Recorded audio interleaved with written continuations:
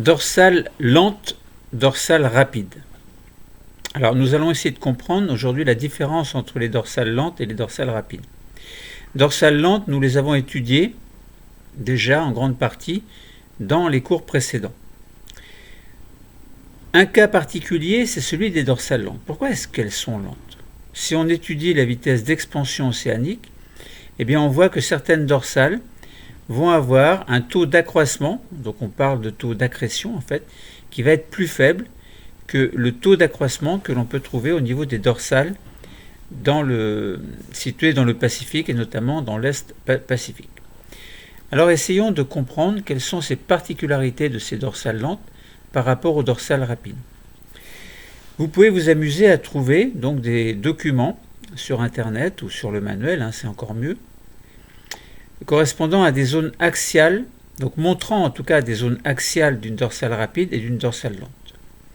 Alors, vous allez vous apercevoir qu'il y a une différence déjà rien qu'au niveau de cette zone axiale, que l'on peut appeler le rift, c'est la partie centrale. Bon, l'axe de la dorsale, c'est la partie centrale.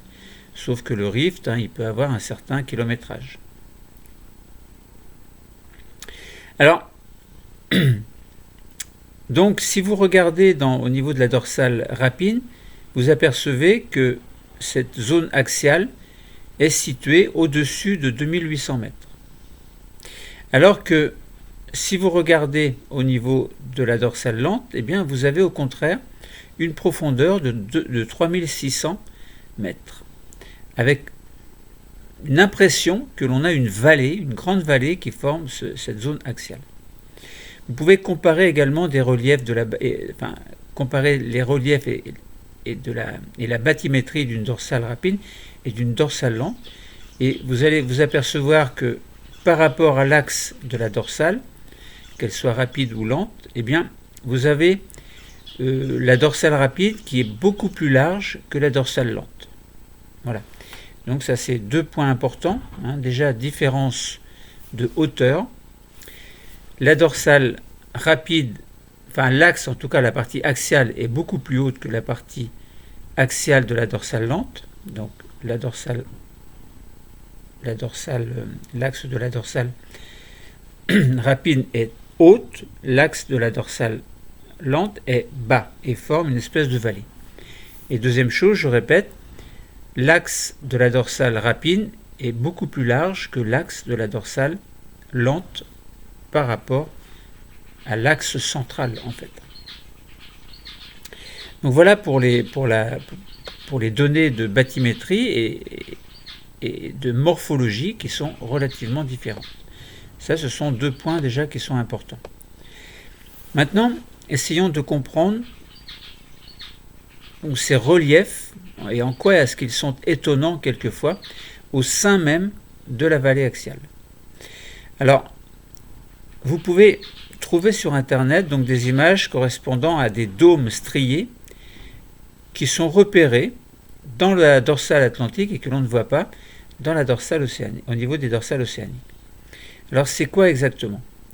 Alors, vous avez toujours la même chose, donc un code de couleur, si vous pouvez vous procurer les documents. Vous avez, donc il y a eu une étude bathymétrique de certaines portions de la dorsale atlantique qui a révélé qu'il y avait de vastes réseaux d'escarpements qui étaient dus à des failles normales. Alors une faille normale, c'est une faille qui va se former avec un glissement d'une partie de terrain. Donc ça veut dire que l'on a un plan de faille en fait, avec de part et d'autre, donc une partie des roches qui sont restées en place et une autre partie qui ont glissé vers le bas. Donc ce sont des failles normales. Donc il y a donc des réseaux d'escarpements qui sont dus à des failles normales. Et donc ces réseaux en fait sont orientés pour la plupart dans l'axe du rift. On trouve aussi par endroits donc ces étonnants dômes striés qui sont perpendiculaires à l'axe du rift. Alors ensuite,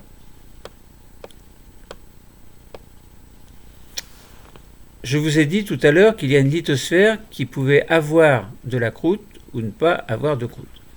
Alors, lorsque l'on a étudié la dorsale rapide de l'océan Pacifique, nous avons bien mis en évidence une croûte et en dessous le manteau lithosphérique. Et la croûte était bien constituée par du basalte au-dessus avec des gabbros en dessous.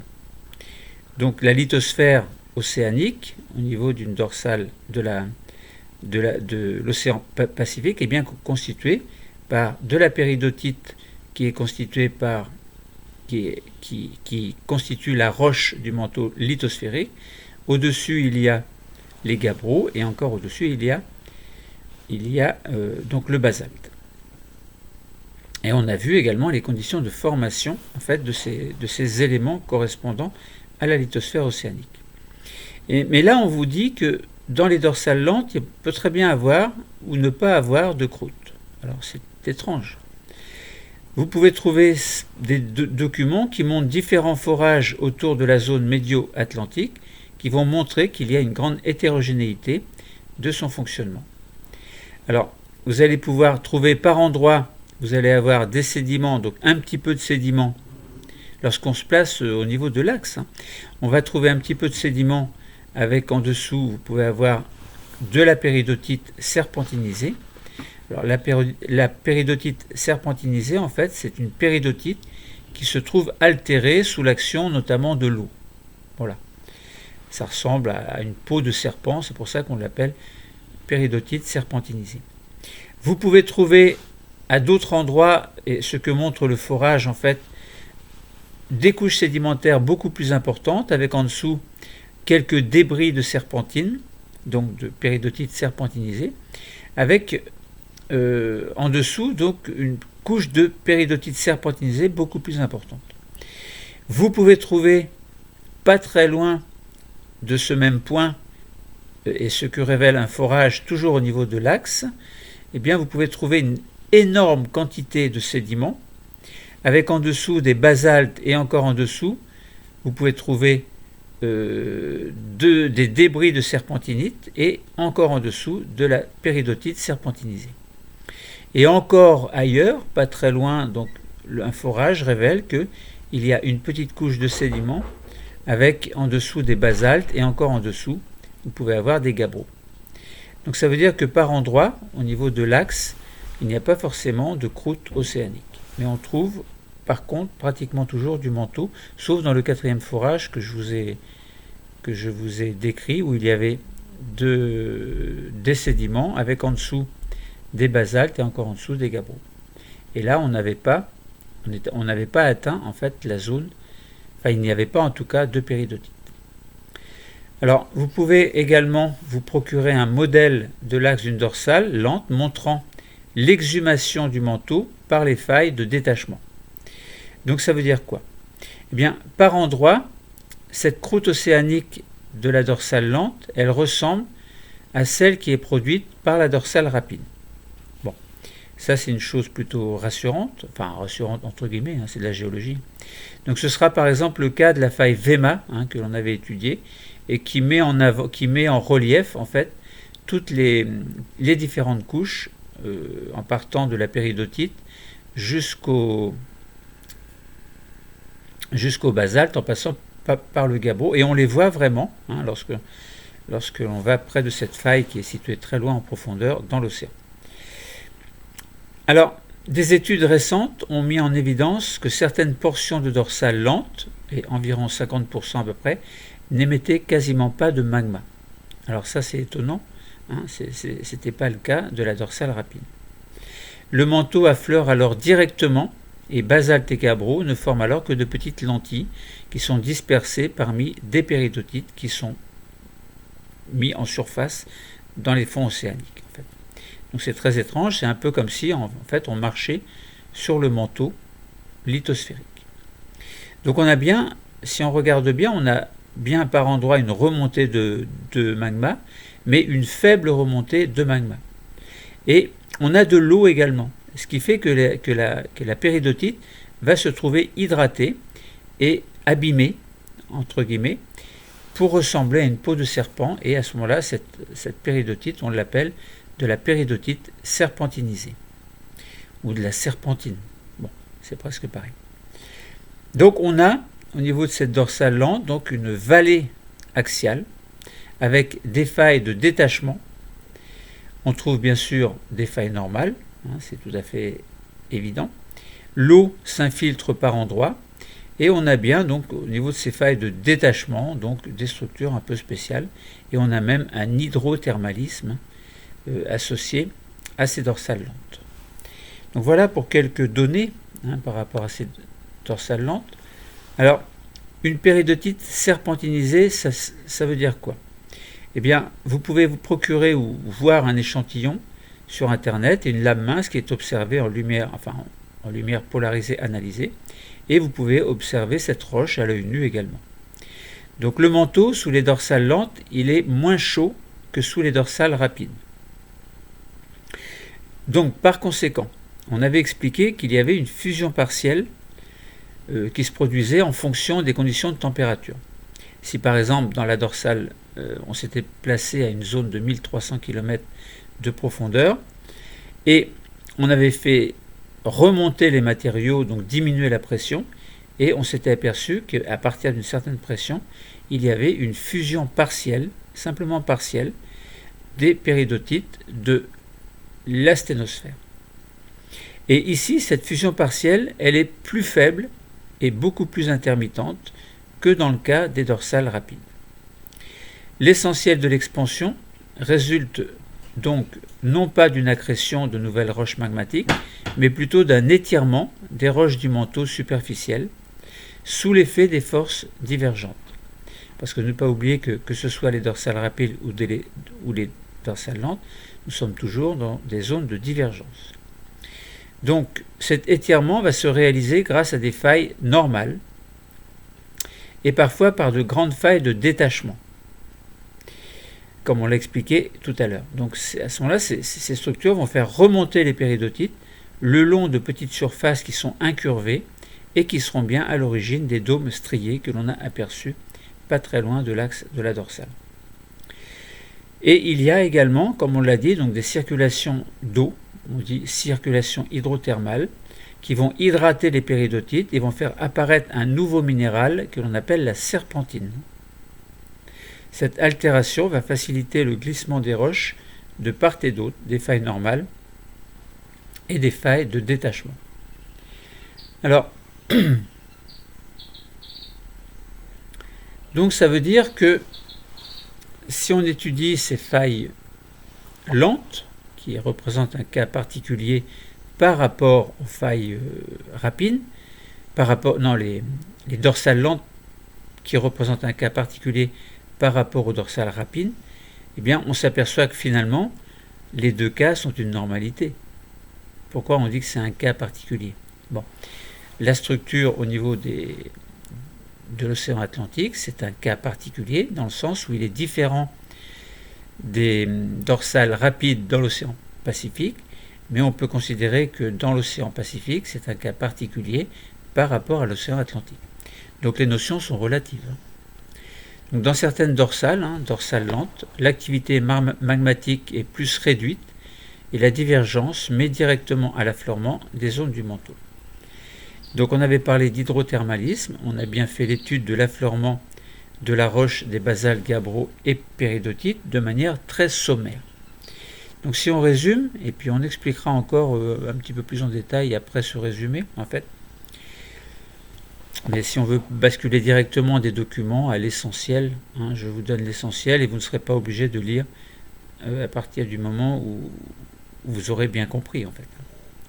Donc nous avons étudié le fonctionnement des dorsales lentes et la comparaison à la comparaison à celle des dorsales rapides donc, a déjà été présentée dans d'autres cours. Donc concernant ces dorsales lentes, on a une morphologie qui est très différente avec un haut fond qui est nettement moins important et une vallée axiale est plus large et plus profonde et des reliefs sont beaucoup plus irréguliers. Donc tout ça évidemment par rapport à la dorsale rapide. La tectonique des dorsales lentes est dite asymétrique. Ça veut dire qu'on n'a pas la même chose forcément de chaque côté par rapport à l'axe de la dorsale. Donc on peut avoir en effet des escarpements de failles normales, mais on a également des dômes striés qui ne s'observent pas dans le cas des dorsales rapides.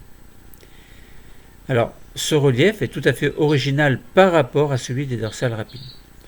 Donc c'est un modèle de dorsale lente peut être proposé, et vous le comparez par rapport à celui de la dorsale rapide, donc ce que l'on verra tout à l'heure. Donc ce modèle va différer fortement du modèle proposé pour les dorsales rapides, aussi bien du point de vue des structures que du fonctionnement qui permet la mise en place de la croûte océanique. Celui-ci comprend par endroits, donc celle-ci plutôt, cette croûte océanique, va comprendre par endroits des roches magmatiques, c'est-à-dire gabbro et basalte, d'épaisseur comprise entre 0 et 5 km, avec un complexe phylonien inexistant ou quasi inexistant. Et souvent le manteau se trouve à l'affleurement. Donc ça veut dire qu'on peut marcher directement sur le manteau sans avoir à marcher sur la côte, entre parenthèses.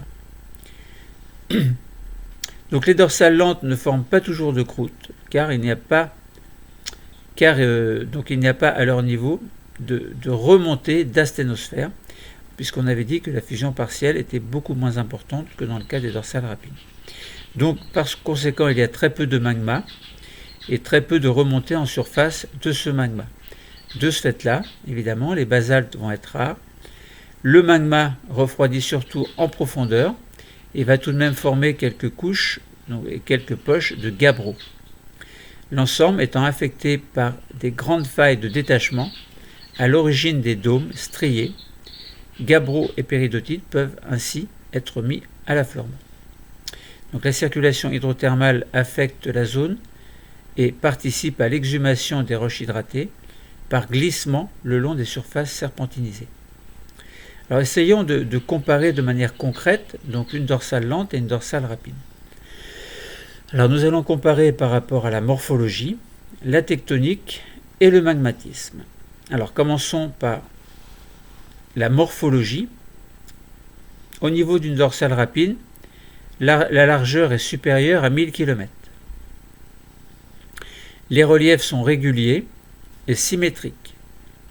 Il y a une vallée axiale peu marquée et parfois qui est absente. Concernant la morphologie de la dorsale lente, la largeur est voisine de 500 km.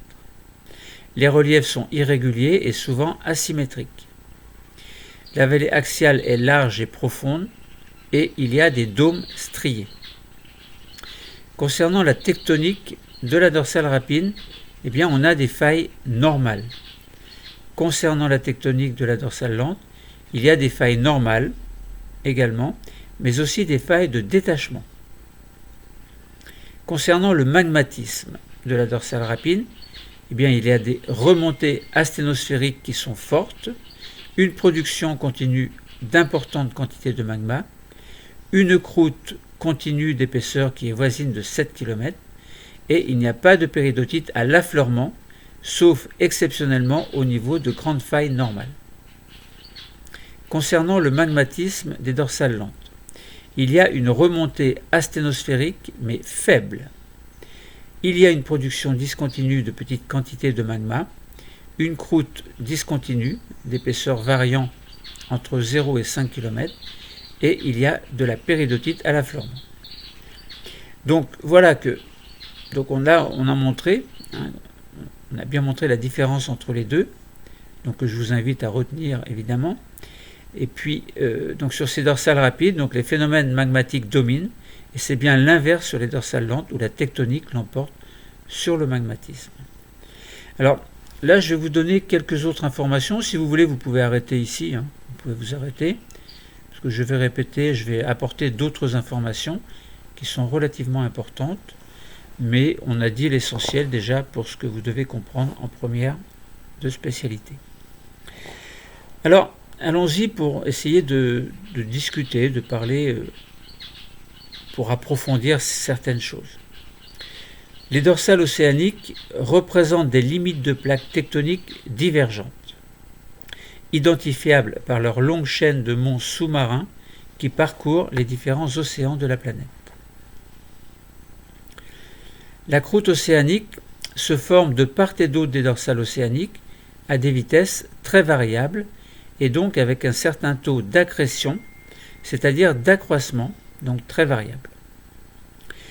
Donc ce taux peut aller cette vitesse d'expansion en fait, peut aller de 16 cm par an pour la dorsale la plus rapide dans le Pacifique à moins de 2 cm par an pour les dorsales les plus lentes dans l'océan sud-ouest indien par exemple.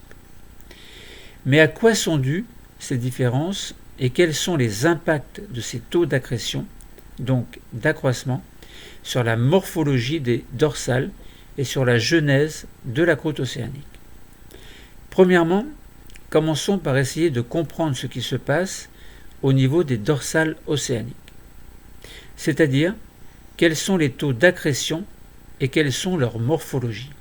Alors, nous en avons parlé, mais là nous précisons encore un peu plus. Les dorsales forment un réseau qui s'étend sur plus de 60 000 km à travers les océans. Ce sont des chaînes continues qui peuvent s'élever jusqu'à 1500 mètres au-dessus de la plaine abyssale, qui, elle, va jusqu'à 5000 mètres de profondeur.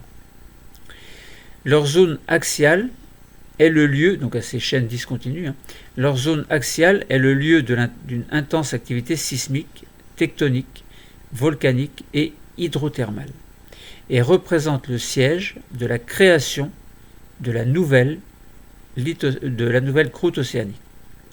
Une fois formée à l'axe de la dorsale, la nouvelle croûte va être poussée de chaque côté pour laisser la place à du nouveau matériel crustal, c'est-à-dire du nouveau matériel que l'on appelle la croûte, c'est-à-dire basalte et gabbro.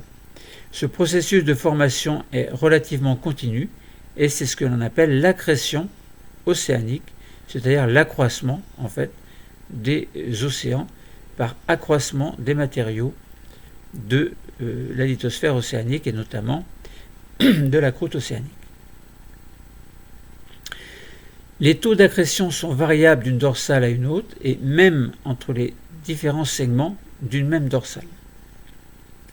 Il y a 3 groupes de dorsales que l'on peut définir: les dorsales rapides, les dorsales lentes à ultra lentes et les dorsales intermédiaires. Alors les dorsales rapides, c'est le cas de la dorsale Est-Pacifique, qui a un taux d'ouverture compris entre 8 et 16 cm par an.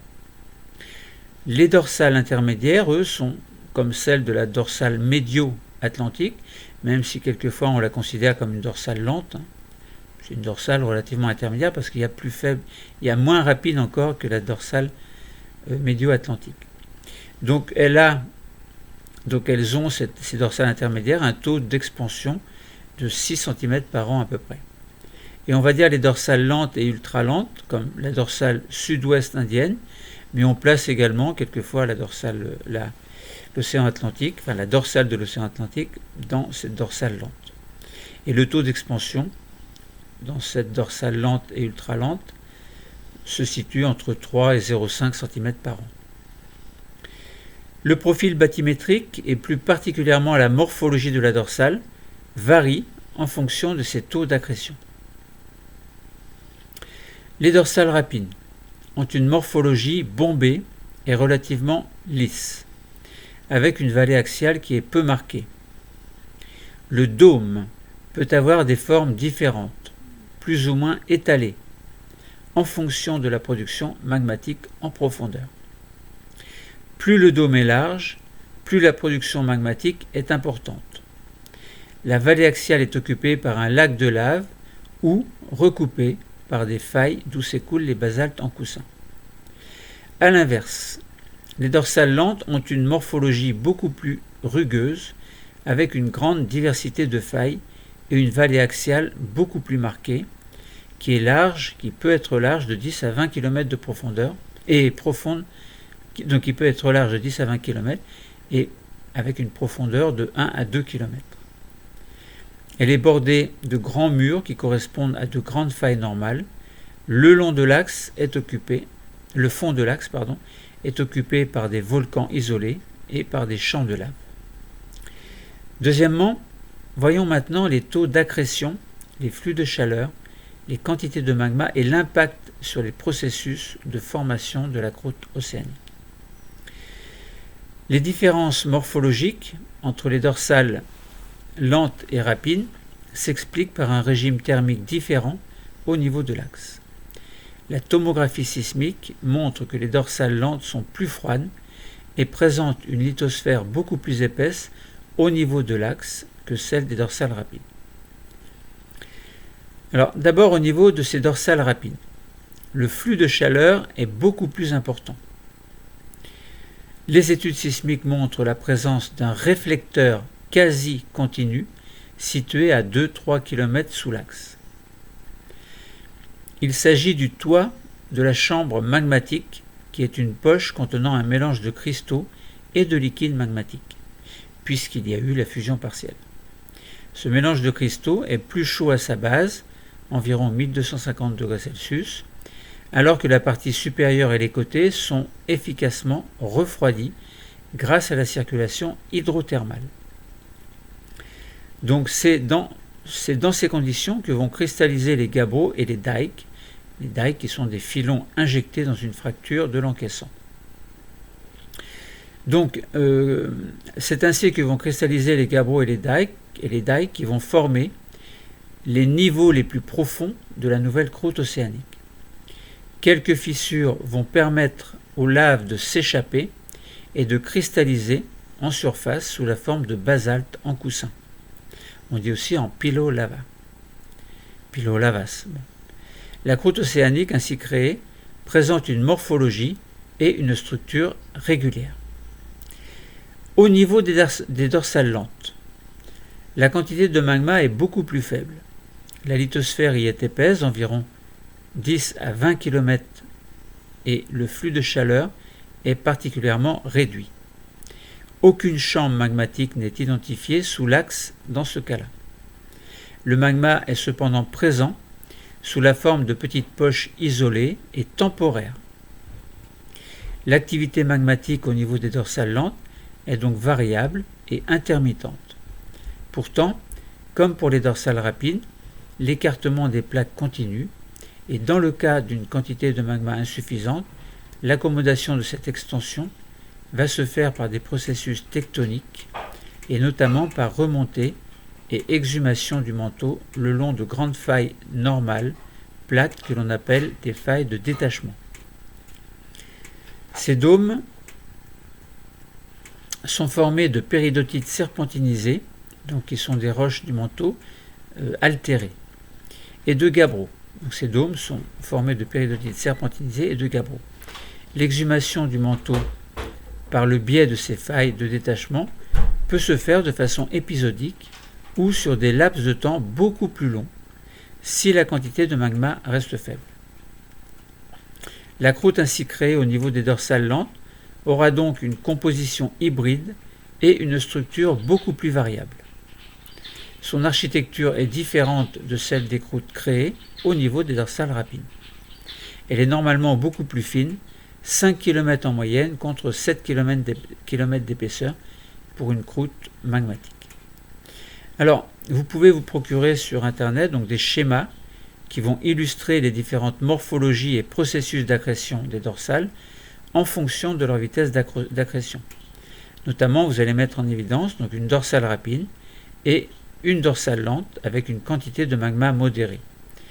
Vous allez pouvoir y voir également une dorsale lente avec une quantité de magma temporairement très faible et une exhumation du manteau le long d'une faille de détachement. Bon, alors, je ne vais peut-être pas vous décrire ces modèles, je vous laisse regarder. Donc la comparaison entre dorsale rapide et dorsale lente, je pense qu'on a assez travaillé. Bon, donc si on fait le bilan, nous avons vu donc qu'il y avait des dorsales qui sont des lieux de divergence de deux demi-plaques lithosphériques en fait. L'accrétion permet la formation de nouvelles lithosphères océaniques avec donc ces péridotites contenus dans le manteau lithosphérique, avec au-dessus donc les gabbros et les basaltes encore au-dessus. Donc l'ensemble des trois forme la lithosphère océanique. La croûte, elle, c'est seulement basalte et gabbro. Alors, voilà, donc on a compris qu'il y a une différence entre les dorsales rapides et les dorsales lentes. Dorsales lentes, nous les avons vues dans des cours précédents. Dorsales rapides, pardon, nous avons décrit dans les cours précédents. Là, nous avons parlé de dorsales lentes, nous avons essayé de comparer avec les dorsales rapides. Donc on a vu qu'il y avait des particularités des dorsales lentes, que l'on trouve notamment dans l'océan Atlantique, alors que les dorsales rapides sont plutôt dans l'océan Pacifique. Je pense que nous avons bien travaillé. Le cours est terminé. Merci.